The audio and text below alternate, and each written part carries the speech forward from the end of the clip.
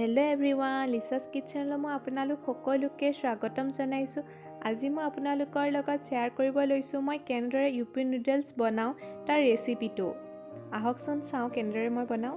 এয়া মই দুটা ইউপি পেকেট লৈ লৈছোঁ, এটা গাজৰ, এটা আলু আৰু অলপমান গ্ৰীণ মটৰ আৰু এটা পিঁয়াজ আৰু এটা কেঁচা জলকীয়া কাটি লৈছোঁ। ফাৰ্ষ্টতে মই এতিয়া ইউপি দুটা 2 মিনিটৰ কাৰণে বইল কৰি ল'ম। এতিয়া এটা গৰম কেৰাহীত মই 3 চামুচ তেল দি ল'ম।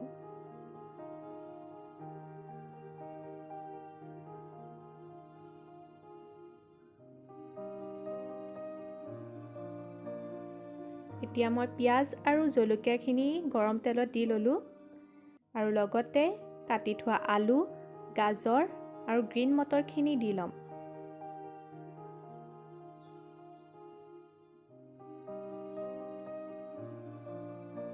এইখিনিত 1 চামুচ নিমখ, আধা চামুচ হালধি, আধা চামুচ ৰেড চিলি, আধা চামুচ জিৰা পাউডাৰ দি মই ভালদৰে লৰাই ল'ম।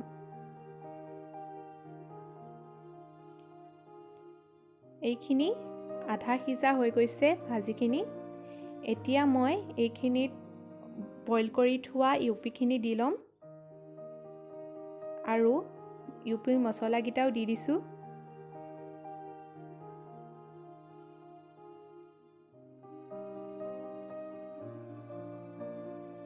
এতিয়া এইখিনি ভালদৰে মিক্স কৰি দিম।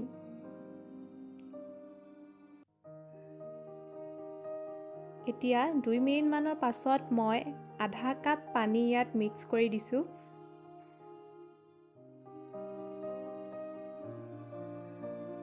আৰু এইখিনি এতিয়া মই 5 মিনিটৰ কাৰণে থৈ দিম।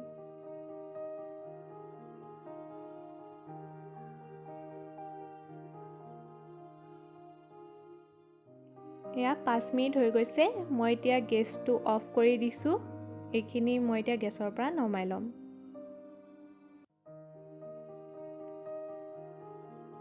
এয়া এটা ইউপি বাটিত মই এইখিনি উলিয়াই ল'লোঁ।